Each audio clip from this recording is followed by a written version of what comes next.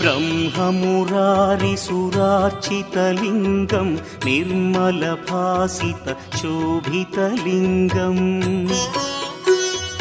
जन्मजदुःखविनाशकलिङ्गं तत्प्रणमामि सदा शिवलिङ्गम् देवमुनिप्रवरार्चितलिङ्गं कामदहन करुणाकरलिङ्गम् रावणदर्पविनाशकलिङ्गं तत्प्रणमामि सदा शिवलिङ्गम्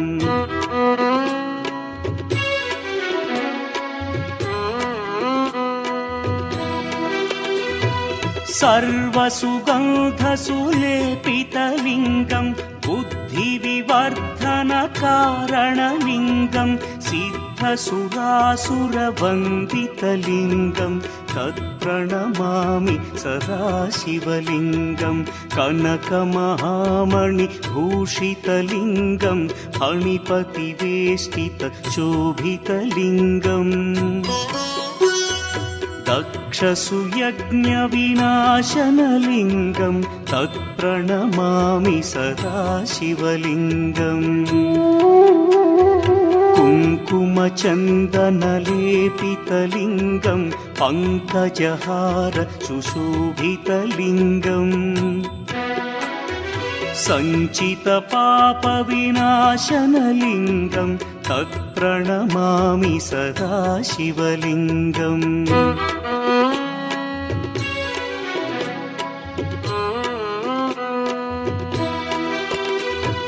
देवगणार्चितसेवितलिङ्गं भावैर्भक्तिभिरेव च लिङ्गं दिनकरकोटिप्रभाकरलिङ्गं तत्प्रणमामि सदा शिवलिङ्गम् अष्टदलोपरिवेष्टितलिङ्गं सर्वसमुद्भवकारणलिङ्गम्